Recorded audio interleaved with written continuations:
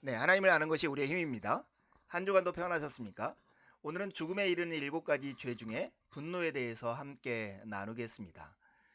죽음에 이르는 7가지 죄, 기독교 전통이 우리에게 전해준 7가지 죄의 목록은 이렇습니다.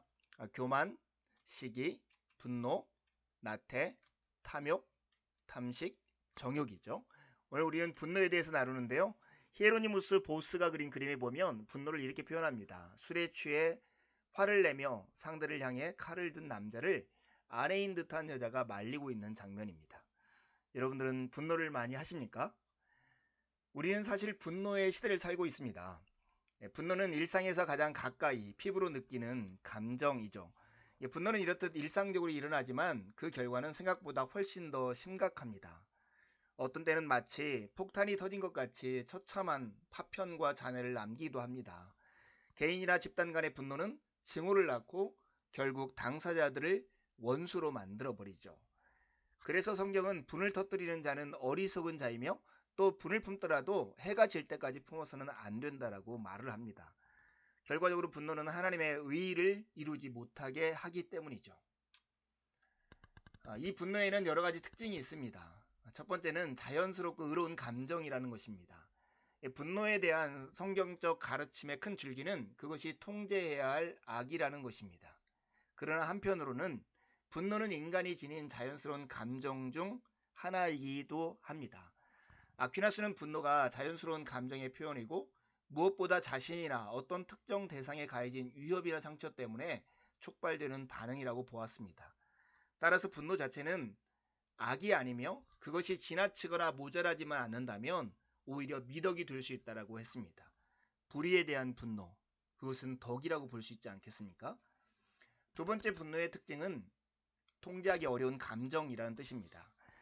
하지만 인간이 화를 낼 때 그것이 치명적인 문제가 되는 이유가 무엇일까요? 그 화가 의로운 것이든 아니든 좀처럼 통제하기 쉽지 않다는 데 있습니다.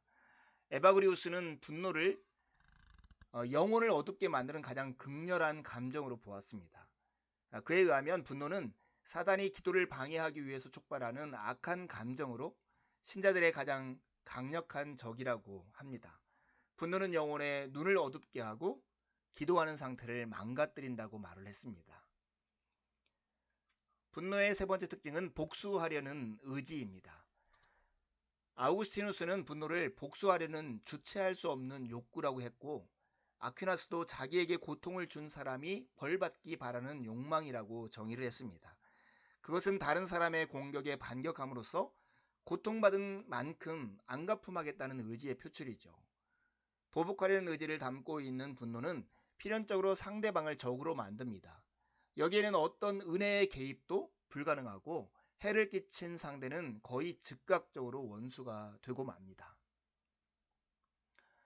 그런데 이런 분노가 왜 생기는 걸까요? 첫 번째는 상처 때문에 생깁니다. 분노는 상처받는 자의 반응이죠. 타인에게 공격받고 또는 공격받는다라고 여기고 상처받을 때 우리는 분노하게 됩니다. 특히 무시나 모욕을 당했다는 느낌을 받는 경우 더욱 극심해집니다. 자존심이 강한 사람들이 타인의 공격에 더 쉽게 분노하는 이유가 무엇입니까? 그것은 상처로부터 자신을 보호하려는 내적 기제가 강력히 발동하기 때문입니다. 또 다른 분노의 원인은 좌절된 욕구 때문입니다. 분노의 또 다른 이유는 좌절된 욕구 때문인데요.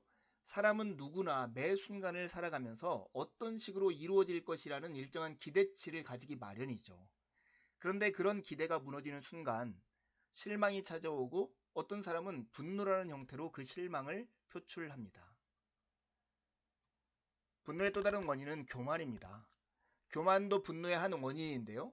교만한 사람일수록 자신의 생각이 받아들이지 않을 경우 자존심이 상하고 큰 모독감을 느낍니다. 그래서 더 쉽게 화를 내고 안갚음을 하고 싶어 합니다.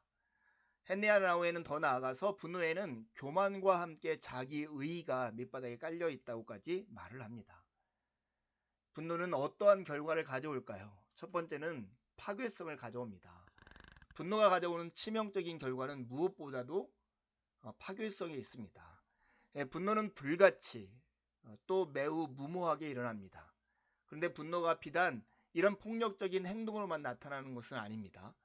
분노는 일상적인 말로 훨씬 더 자주 나타나는데요. 사실 말은 폭력만큼이나 파괴적인 결과를 낳습니다. 화가 나서 내뱉은 멸시에 찬 한두 마디는 인격을 짓밟는 크나큰 상처를 주기 때문입니다. 이런 거 경험해보지 않으셨습니까? 두 번째 분노의 결과는 하나님의 의의를 가린다는 것입니다. 분노의 또 다른 치명적인 결과는 분노가 하나님의 의의를 이루지 못한다는 점입니다. 모세를 생각해 보세요. 모세는 광야에서 끊임없이 반역을 일삼은 이스라엘 백성들을 40년이나 인내로 이끈 온유한 지도자였습니다. 그런데 그러한 모세도 치명적인 실수를 범해요. 그는 거룩한 하나님 앞에서 그분의 거룩한 명령에 순종해야 할 지도자의 책임을 망각하고 일순간의 감정을 표출해 버림으로써 하나님의 의를 훼손해 버린 거죠. 분노를 이기는 길이 있을까요? 분노는 참으로 위험한 폭탄과 같잖아요. 세이어즈는 분노를 터뜨리면 수습하기 힘들고 깨어진 평화를 회복하는 데 비용이 너무 많이 든다라고 말을 했어요. 갈수록 분열과 싸움으로 험악해져 가는 사회에서 우리가 살고 있습니다. 이런 사회에서 그리스도인들은 화평케 하는 일에 부름을 받은 평화의 사도라는 신분을 늘 의식하며 분노를 이기는 데 힘을 써야 합니다. 어떻게요?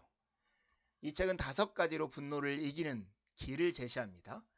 첫 번째는 원수 갚는 일은 나에게 속해 있지 않다 하는 것을 인정하는 것입니다. 화를 내면 일단 속이 후련해지는 것 같죠.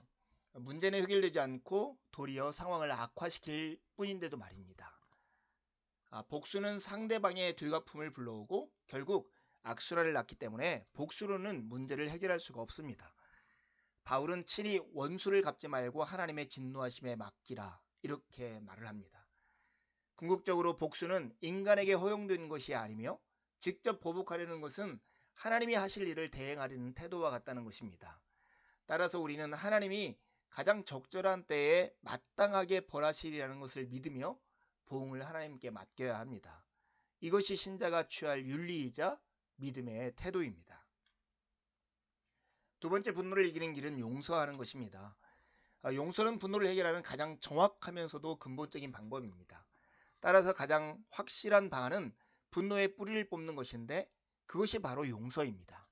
분노한다는 것은 이전에 받은 상처에 얽매여 있다는 뜻인데 용서는 우리로 하여금 그 상처에서 벗어나게 해줍니다. 헬라어로 용서를 의미하는 단어는 아페시스이며 이는 체포된 상태에서 풀어준다는 뜻입니다. 용서는 분노의 대상자와 분노의 당사자 모두를 과거의 상처에서 자유롭게 풀어주고 미래로 나아가게 하는 놀라운 힘을 지니고 있습니다. 세 번째 분노를 이기는 길은 분석하고 소통하기입니다. 이것은 분노를 다스리는 실제적인 차원인데요. 정신과 의사나 상담가들은 화병을 호소하는 이들을 대할 때 가장 먼저 화가 나는 원인을 분석하라고 조언을 합니다. 이를 소위 인지치료라고 하는데요. 이 작업을 몇 차례 하다 보면 자신이 분노를 느끼는 이유를 뚜렷이 알게 될 수 있다는 것입니다. 더 나아가 또 한 가지 중요한 단계는 자신의 화난 감정을 잘 소통하는 훈련을 하는 것입니다. 우리는 소통을 통해 자신이 왜 그리고 얼마나 화가 났는지를 전함으로써 상대방이 내 상황을 정확히 알게 할 필요가 있습니다. 네 번째 분노를 이기는 길은 입안에 침이 고이기까지 화내는 것을 기다리는 것입니다. 화가 나는 순간 일단 어떻게든 표출을 지연시키기 위해 의식적으로 시행해야 하는 즉각적인 방안들도 있습니다. 어느 신학교 교수는 학생들에게 참기 힘들 정도로 화가 날 경우 즉각 입을 다물고 의식적으로 혀로 침을 모으면서 입안에 침이 가득 고일 때까지만 분을 참으며 기다리라고 가르쳤습니다. 이 방법이 말하는 핵심은 어떤 경우에도 즉각적으로 화내는 것을 피해야 한다는 뜻이죠. 다섯 번째 분노를 이기는 길은 이 분노를 생산적 에너지로 전환하라는 것이죠. 분노는 엄청난 에너지를 발산합니다. 그것이 정당한 분노든 아니면 정당하지 않은 분노이든 무척이나 강한 화력을 가지고 있기에 대부분 즉각적인 행동으로 이어집니다. 우리는 이 점을 잘 이용해서 그 에너지를 생산적인 힘으로 전환시켜야 합니다. 즉 분노하는 사람은 엄청난 힘과 결단력이 있어서 일단 그 물꼬가 긍정적인 방향으로 돌려지면 그것을 선한 힘의 강한 동력으로 사용할 수 있습니다. 여러분, 쉽게 분노하는 것은 하나님의 의를 이루지 못한다는 말씀에 우리가 경계를 받아서 이번 한 동안 우리의 분노내는 상황들을 이해하고 분노를 이김으로써 하나님의 의를 이루는 복된 성도들이 되기를 간절히 바랍니다. 두 가지 질문을 하고 마치려 합니다. 분노의 주요 원인과 그 결과는 무엇입니까? 분노를 극복하는 궁극적인 해결책은 무엇입니까? 여러분, 분노를 다스리는 여러분만의 방법이 있습니까? 한번 소개해 주시겠어요? 이번 한 주도 주님의 은혜로 거하시고 복된 주일에 함께 만나서 함께 하나님을 예배하시죠. 감사합니다.